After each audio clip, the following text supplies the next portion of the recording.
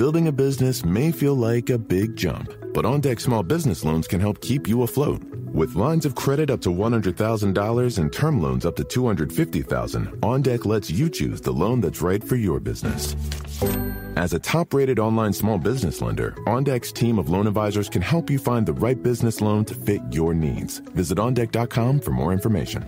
Depending on certain loan attributes, your business loan may be issued by OnDeck or Celtic Bank. OnDeck does not lend in North Dakota. All loans and amounts subject to lender approval. Bonjour, ici Patrick Pierrat, éditeur d'Info Bref. Voici l'essentiel des nouvelles en ce lundi 5 mai.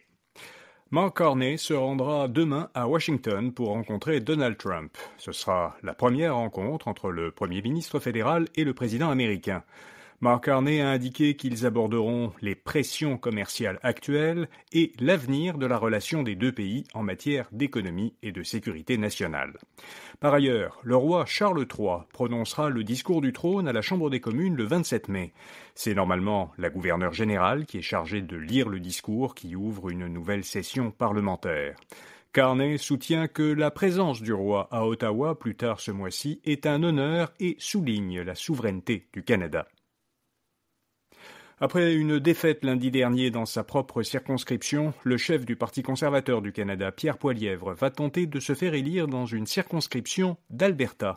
Le député conservateur qui vient d'y être réélu avec 82% des voix va démissionner pour laisser sa place à Pierre Poilievre.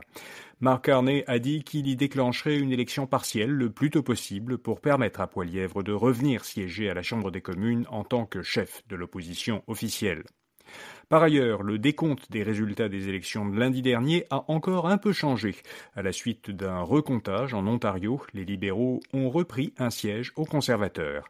Le Parti libéral dispose à nouveau de 169 députés. Il était descendu à 168 après avoir perdu un siège dans Terrebonne, également à la suite d'un recomptage de voix. Le Parti conservateur compte, lui, désormais 143 députés.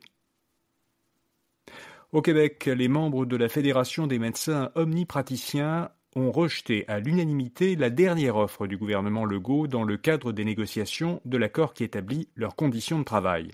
Parmi les points de discorde, il y a la volonté du gouvernement de lier une partie de leur rémunération à des indicateurs de performance et aussi la volonté de classer les patients selon leur état de santé en utilisant un code de couleur. La Fédération soutient que certains patients pourraient perdre leur médecin et se retrouver inscrits dans un milieu de soins sans médecin attitré si on mettait en vigueur ce code de couleur préconisé par le gouvernement. Les 5 candidats à la chefferie du Parti libéral du Québec, Marc Bélanger, Carl Blackburn, Charles Milliard, Pablo Rodriguez et Mario Roy, ont participé cette fin de semaine aux 2 premiers des 6 débats prévus dans la course à la chefferie du Parti libéral du Québec. Lors du premier débat à Laval, tous les candidats se sont dit prêts à soutenir des projets de pipeline au Québec. L'ancien ministre fédéral Pablo Rodriguez a ajouté qu'il faudrait respecter les normes environnementales et obtenir l'acceptabilité sociale. De son côté, l'ancien président de la Fédération des chambres de commerce, Charles Milliard, a lui souligné que les projets de pipeline qui avaient été envisagés n'existent plus actuellement. À 94 ans, Warren Buffett annonce qu'il prendra sa retraite à la fin de l'année. Le célèbre investisseur américain cédera sa place à Greg Abel, l'actuel vice-président du conglomérat Berkshire Hathaway, que Warren Buffett dirigeait depuis 60 ans. Buffett a toutefois indiqué qu'il resterait dans les parages et qu'il pourrait toujours être utile dans quelques cas. Berkshire Hathaway vaut aujourd'hui plus de 1000 milliards de dollars américains.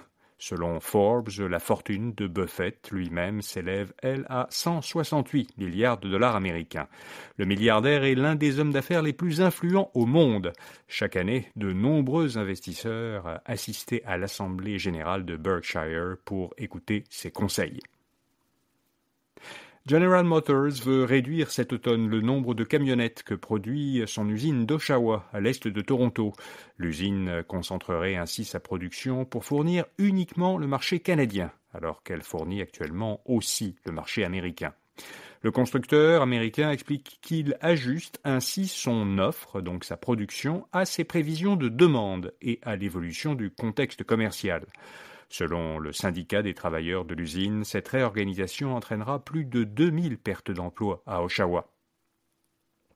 Il y a un ralentissement dans le secteur de la vente au détail. Selon un rapport du Conseil québécois du commerce de détail, les ventes des détaillants au Québec ont enregistré l'an dernier une croissance de 1,8%. L'organisme qualifie cette croissance de plutôt faible par rapport au bond de presque 4% enregistré l'année précédente. Les commerces dont les ventes ont le plus augmenté en 2024 sont les concessionnaires de véhicules et de pièces automobiles. Leur chiffre d'affaires a augmenté de 3,3%. Les concessionnaires automobiles ont généré à eux seuls près de 30% de toutes les ventes au détail au Québec. TikTok a été condamné en Europe à payer une amende de 830 millions de dollars. La Commission irlandaise de protection des données estime que TikTok n'a pas démontré que les données de ses utilisateurs sont protégées du gouvernement chinois. L'organisme européen croit que les autorités chinoises pourraient consulter ces données, parce que plusieurs employés de TikTok et de sa maison mère ByteDance, qui travaillent depuis la Chine, y ont accès. Et puis comme chaque lundi, InfoBref vous fait découvrir une jeune entreprise québécoise innovante. Cette semaine, la jeune pousse montréalaise Regisco. Elle a conçu un logiciel qui accompagne les administrateurs de syndicats de copropriétaires dans la gestion de leur copropriété et le logiciel les aide particulièrement à se conformer à de nouvelles exigences du gouvernement. Pour en savoir plus sur cette technologie, lisez le portrait de Regisco en 2 minutes à infobref.com ou en suivant le lien dans les notes de cet épisode. Voilà, vous savez l'essentiel. Bonne journée et à demain matin. It's impossible to find more time in the day. Until now. With HubSpot's suite of AI-powered tools, you can get more done way faster. Speed up your lead generation. And create attention-grabbing, lead-driving, quota-crushing campaigns in an instant. Which will give you more than enough time to listen to podcasts like this one. HubSpot. Impossible growth made impossibly easy. Get started today at HubSpot.com/AI.